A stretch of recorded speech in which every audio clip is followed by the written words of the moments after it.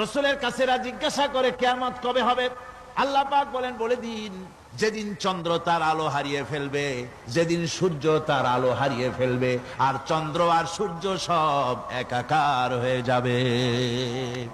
হাজারা বলছে চাঁদে আলো থাকবে না, সূর্য আগের থেকে তার উত্তাপ এবং আলো স্তমিত হতেছে এবং হতে হতে এমন এক পর্যায়ে আসবে তখন সূর্য আলো হারিয়ে ফেলবে।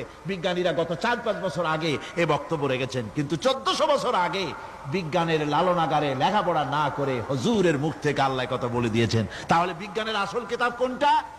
জোরে বলেন কোনটা?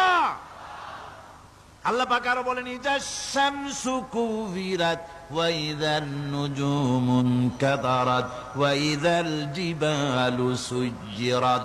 তারকাগুলি, সূর্যের আলো থাকবে না, নক্ষত্রগুলো স্থানচ্যুত হয়ে যাবে, কক্ষচ্যুত হয়ে যাবে, পাহাড়গুলিকে পরিচালিত করে দেওয়া হবে, কিছুই থাকবে না, সব শেষ হয়ে যাবে। বিজ্ঞানীরা আজ বলতেছে যে সব শেষ হয়ে যাবে, কিছুই থাকবে না, সব শেষ হবে। বিজ্ঞানীরা বলতেছেন, কোরআন অনেক আগে বলেছে, কুল্লু মান আলাইহা ফান ওয়া ইয়াবকা ওয়াজহু রাব্বিকা যুল জালালি ওয়াল ইকরাম। সব শেষ হয়ে যাবে, বিশ্বে যা কিছু আছে সব লয় হবে, ক্ষয় হবে, ধ্বংস হবে, কিচ্ছু থাকবে না, থাকবেন শুধু আল্লাহ সুবহানাহু ওয়া তাআলা। সুবহানাল্লাহি ওয়া বিহামদি। কোরআনে কারীম একথা বহু আগে আমাদেরকে জানিয়ে দিয়েছে। সুতরাং আসল জ্ঞানের কিতাবটাই হচ্ছে কোরআনে কারীম। এই কোরআনের কাছে আমরা যত যেতে পারবো, যত কোরআন বুঝতে পারবো, ততই আমাদের জন্য আমরা সমৃদ্ধ হতে পারবো, আমাদের উপর আল্লাহর রহমত আসবে, আমরা সমাজ চালাতে পারবো, আমরা দেশ চালাতে পারবো, আমরা দুনিয়ায় শান্তি পাবো, আমরা আখিরাতেও মুক্তি লাভ করতে পারবো। কোরআনে কারীম সমস্ত বিজ্ঞানের উৎস, দর্শনের উৎস।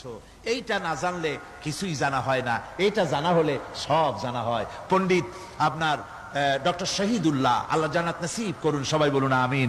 তিনি বলতেন, বড় বড় সেমিনারে গিয়ে বলতেন তিনি, যে আপনারা যারা বক্তব্য রাখতে এসেছেন, জনগণকে বলছি না, যারা বক্তব্য রাখতে এসেছেন, এমএ পাস করেছেন, ডিগ্রি করেছেন, পিএইচডি করেছেন, এভারসিএস করেছেন, বহু কিছু ডিগ্রি আপনারা লাভ করেছেন, নামের আগে 6 হাত লম্বা ডিগ্রি আপনারা লাগাইছেন, আপনারা পণ্ডিত ঠিকই, কিন্তু এই কোরআন শরীফের জ্ঞান যদি আপনাদের না থাকে, আপনারা পণ্ডিত, তবে আপনারা মূর্খ পণ্ডিত। কি পণ্ডিত? কি পণ্ডিত? মূর্খ পণ্ডিত।